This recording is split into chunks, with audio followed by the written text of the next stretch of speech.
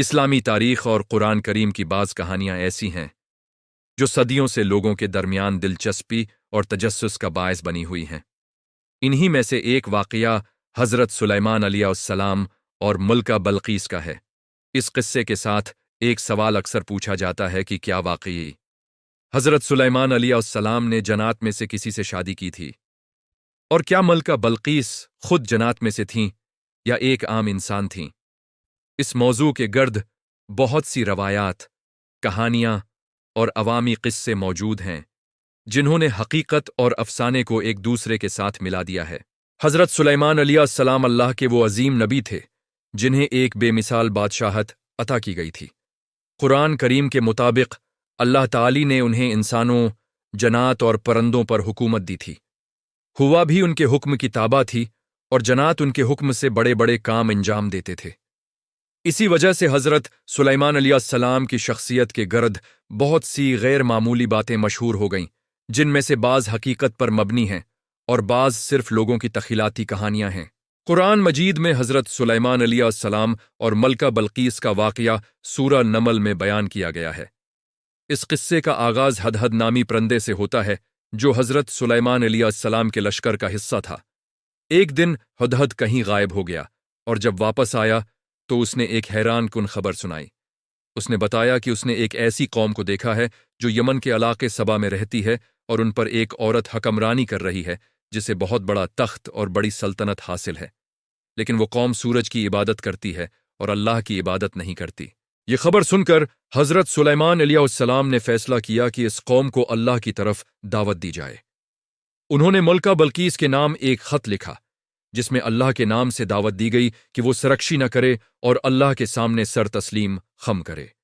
جب یہ خط ملکہ بلقیس تک پہنچا تو وہ حیران رہ گئی۔ اس نے اپنے درباریوں سے مشورہ کیا اور کہا کہ یہ خط ایک عظیم بادشاہ کی طرف سے آیا ہے جس میں ہمیں اسلام قبول کرنے کی دعوت دی گئی ہے۔ ملکہ بلقیس ایک سمجھدار اور دانشمند حکمران تھیں۔ انہوں نے فوراً جنگ کا راستہ اختیار نہیں کیا بلکہ پہلے ایک سفارتی حکمت عملی اپنائی۔ انہوں نے حضرت سلیمان علیہ السلام کے پاس قیمتی تحائف بھیجے تاکہ معلوم ہو سکے کہ وہ ایک عام بادشاہ ہیں یا واقعی اللہ کے نبی، لیکن حضرت سلیمان علیہ السلام نے ان تحائف کو قبول کرنے سے انکار کر دیا اور واضح کر دیا کہ وہ دنیاوی دولت کے لیے نہیں بلکہ اللہ کے پیغام کے لیے دعوت دے رہے ہیں۔ اس کے بعد ملکہ بلقیس نے خود حضرت سلیمان علیہ السلام کے دربار میں جانے کا فیصلہ کیا۔ جب حضرت سلیمان علیہ السلام کو اس کی آمد کی خبر ملی تو انہوں نے اپنے درباریوں سے پوچھا کہ کون اس کا تخت اس کے آنے سے پہلے یہاں لا سکتا ہے۔ ایک طاقتور جن نے کہا کہ میں اسے تھوڑی دیر میں لے آؤں گا، لیکن ایک ایسے شخص نے جس کے پاس کتاب کا علم تھا کہا کہ میں اسے پلک جھپکنے سے پہلے لا سکتا ہوں۔ اور واقعی ایسا ہی ہوا اور ملکہ بلقیس کا عظیم تخت حضرت سلیمان علیہ السلام کے سامنے موجود تھا۔ جب ملکہ بلقیس دربار میں پہنچے تو ان سے پوچھا گیا کہ کیا یہ تمہارا تخت ہے؟ انہوں نے بڑی حکمت کے ساتھ جواب دیا کہ یہ ایسا ہی معلوم ہوتا ہے۔ اس کے بعد انہیں ایک ایسے محل میں لے جایا گیا جس کا فرش شیشے کا تھا اور نیچے پانی بہتا ہوا محسوس ہوتا تھا۔ جب انہوں نے اسے دیکھا تو انہیں لگا کہ شاید یہ پانی ہے اور انہوں نے اپنے کپڑے اوپر اٹھائے۔ تب انہیں بتایا گیا کہ یہ شیشے کا بنا ہوا محل ہے۔ یہ منظر دیکھ کر وہ حیران رہ گئیں اور انہیں یقین ہو گیا کہ یہ کوئی عام بادشاہ نہیں بلکہ اللہ کے نبی ہیں۔ اسی موقع پر ملکہ بلقیس نے اعلان کیا کہ وہ اللہ رب العالمین پر ایمان لاتی ہیں اور حضرت سلیمان علیہ السلام کے ساتھ اسلام قبول کرتی ہیں۔ قرآن مجید میں ان کے الفاظ نقل ہوئے ہیں کہ اے میرے رب، میں نے اپنے آپ پر ظلم کیا اور اب میں سلیمان کے ساتھ اللہ رب العالمین کے سامنے سر تسلیم خم کرتی ہوں۔ یہاں تک قرآن کا بیان بالکل واضح ہے، لیکن اس کے بعد جو سوال پیدا ہوتا ہے وہ یہ ہے کہ کیا حضرت سلیمان علیہ السلام نے ملکہ بلقیس سے شادی کی تھی اور کیا وہ انسان تھیں یا جنات میں سے تھیں؟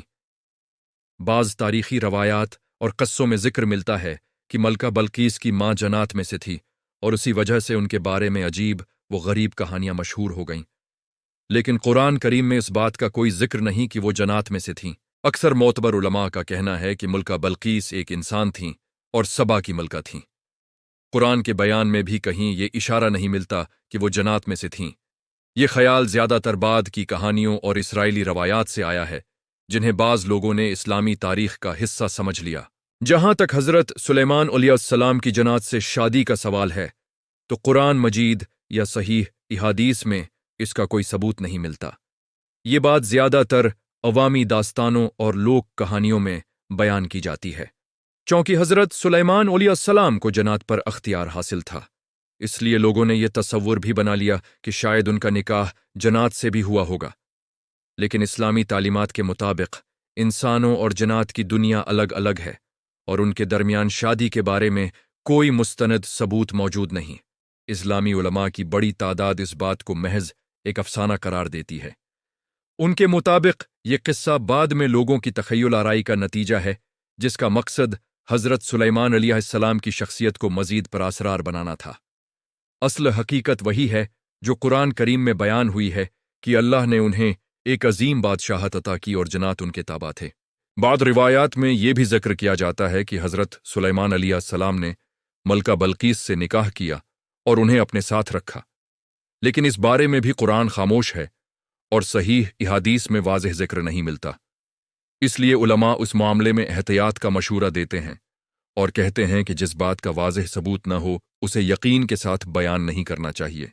इस पूरी कहानी का सबसे अहम पहलू ये है कि ये वाक़या अल्लाह की कुदरत और नबूत की सच्चाई को जाहिर करता है। एक ताकतूर मलका जो एक बड़ी सल्तनत की हकमरान थी, जब उसने हक को पहचाना तो उसने तकब्बुर को छोड़कर अल्लाह के सामने सर झुका दिया। ये वाक़या हमें यह भी सिखाता है कि हिकमत, सब्र और दावत के जरिए लोगों के दिल बदले जा सकते हैं। हजरत सुलेमान अलैहिस्सलाम की जिंदगी का यह किस्सा हमें यह पैगाम भी देता है कि असल ताकत दौलत या सल्तनत में नहीं बल्कि अल्लाह की इताअत में है। मलका बल्कीस के पास भी बड़ी दौलत और ताकत थी, लेकिन जब उन्हें हकीकत मालूम हुई तो उन्होंने सच्चाई को कबूल कर लिया।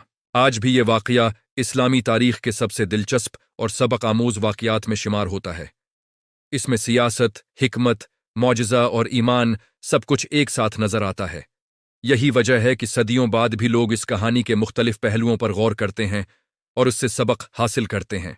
हजरत सुलेमान अलैहिस्सलाम का दूर दरअसल एक ऐसी मिसाल पेश करता है जिसमें एक नबी को दुनियावी ताकत भी दी गई और रूहानी मकाम भी। उन्होंने उस ताकत को जुल्म या गुरूर के लिए इस्तेमाल नहीं किया, बल्कि अल्लाह की दावत को फैलाने के लिए इस्तेमाल किया। यही वजह है कि उनका जिक्र कुरान मजीद में इज्जत और अजमत के साथ किया गया है। मलका बल्कीस की कहानी भी इस बात की अलामत है कि अक्ल और हिकमत इंसान को सच्चाई तक पहुंचा सकती है। उन्होंने जल्दबाजी में जंग का रास्ता अख्तियार नहीं किया, बल्कि तहकीक और गौर व फिक्र किया। यही वजह है कि आखिरकार वो हक तक पहुंच गईं और ईमान ले आएं। यूं हजरत सुलेमान अलैहिस्सलाम और मलका बल्कीस का वाक़या न सिर्फ एक तारीखी किस्सा है, बल्कि ईमान, हिकमत और दावत का एक रोशन नमूना भी है, जिसमें हकीकत और अफसाने के दरमियान फ़र्क को समझना भी ज़रूरी है, ताकि हम असल पैगाम को सही अंदाज में जान सकें और उसे अपनी ज़िंदगी में समझकर अपनाएं।